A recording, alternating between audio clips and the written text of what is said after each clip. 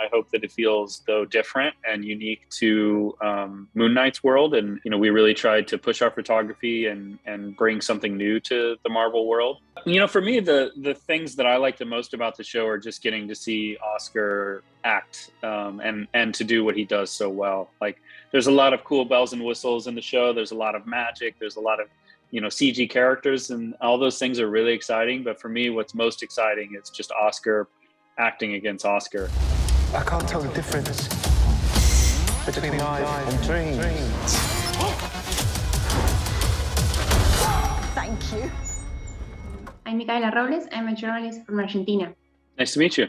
What were your inspirations or references to work on Moon Knight?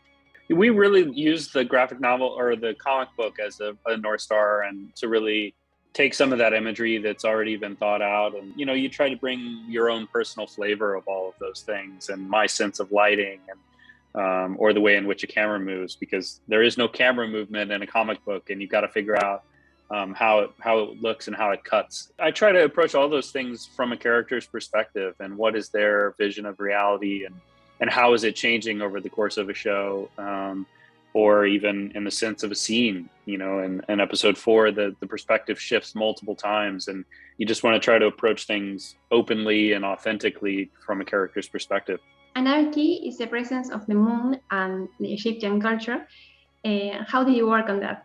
Yeah, the moon it's such a fun thing to use, because it's so rarely, more often than not, it's the sun that you're working with in film and featuring the sun. And it was fun to imagine the different varieties of moonlit nights that it could be. Episode 4, it starts with a fight scene in the desert, and that's to be a moonlit night. And I wanted to think about, like, after Khonshu's been sort of imprisoned again, what might a moonless night look like in the desert? And I wanted to try to play with how bright can I be, so that we can see the action, but still making the headlights of the vehicle be the brightest thing. Do you have a favorite scene or one that you would like to highlight? Yeah, really, I love the sequence in episode 2 in the storage locker, when Steven's being chased by Khonshu. That was a fun thing for me to design.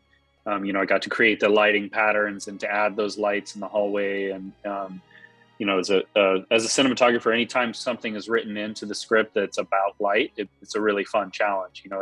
It mentioned in the screenplay that they were motion censored lights, and that, Khonshu's approaching and the lights are coming rapidly closer to Steven. And then I knew when the sort of chase began, it could be just all chaos goes, and, the lights could be doing crazy things and the doors could be banging. And that was a really fun environment to play in. There are many interesting resources that you work on, such as mirrors. How do you work on them? Yeah, each mirror was its own challenge, and they were so difficult to do.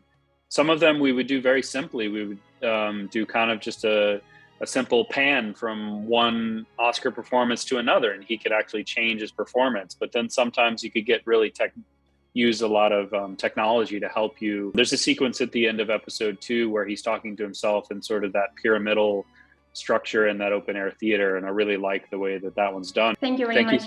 Thank you. Cheers. Embrace the chaos.